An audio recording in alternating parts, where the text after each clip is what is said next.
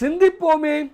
1664 ஆணவம் மாயை கண்மம் கட்டறுக்கும். ஆணவம் மாயை கண்மங்களின் கட்டு அறுக்கும். கச்சியப்ப மாமுனிவர் விளக்குகிறார். பஞ்சாக்கர தேசிகனது திருப்பாதங்கள் தன்னை நினைப்பிக்கும், தன் திருவுருவம் காட்டி அருளும், அவன்பால் அன்பை தோற்றுவிக்கும்.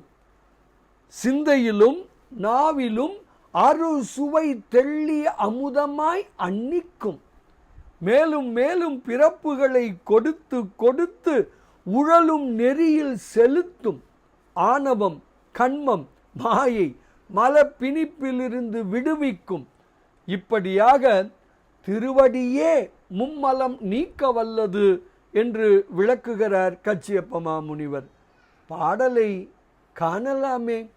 மதிப்பிக்கும் என்னை தன் பாதத்தை அங்கே வயங்கி நிற்கும் உதிப்பிக்கும் அன்பை ஒரு சுவை தெள் அமுதாய் உகக்கும் கதிப்பிக்கும்.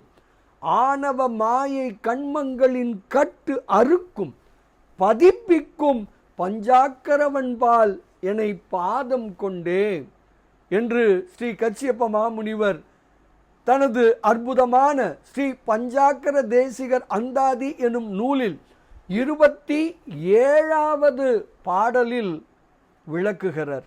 திருவடி தரிசிப்போம், மும்மலம் நீங்குவோம், பேரானந்தத்தில் திளைப்போம் திளைப்போம் திளைப்போம். இனிய வணக்கம். சிவாய நம.